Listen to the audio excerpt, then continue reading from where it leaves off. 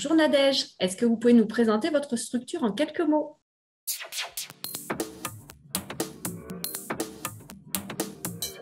Bonjour, donc effectivement, je travaille au De Sequoia à Bourdeil. Donc les De Sequoia, c'est un établissement public autonome, donc relevant de la fonction publique hospitalière.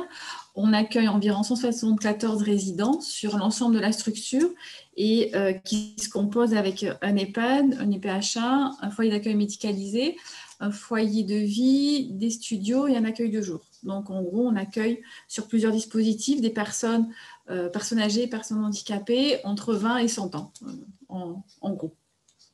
Donc nous, alors on s'appelle les De Sequoia aussi. Ce qui est intéressant, c'est les 2 séquoias qui sont sur la place de la mairie. Il y en a un très âgé, très grand, et un plus petit qui a une quinzaine d'années, qui fait à peu près 15 mètres. Donc on trouvait que la symbolique était assez représentative de l'établissement, sachant que c'est les résidents qui ont proposé ce nom à l'établissement, et on trouvait que ça correspondait bien à ce qu'on faisait. La particularité de l'établissement, c'est qu'on se trouve au centre du village, donc on est en complète connexion avec le village. Et notre idée, c'est d'être un quartier dans le village et de vraiment axer sur la citoyenneté du résident au cœur du dispositif, au cœur du village.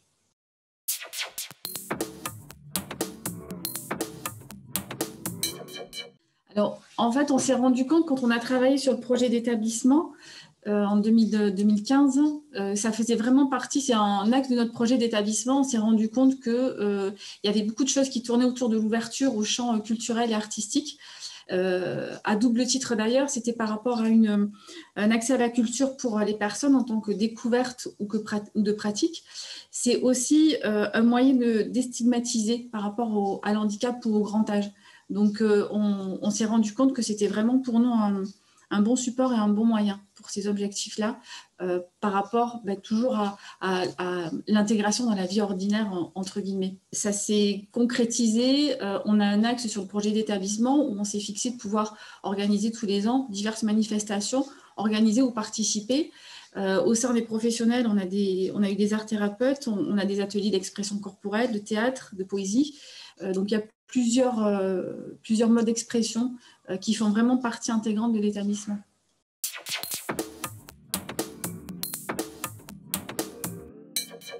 Alors, il y en aurait beaucoup, en fait, sur l'établissement. Le premier, c'était en 2019 où on a été sollicité par l'école primaire qui a monté un projet de danse, d'expression corporelle avec l'école primaire et ils ont souhaité travailler avec l'établissement. Donc, c'était vraiment une chorégraphe qui a monté le projet avec des personnes handicapées, personnes âgées.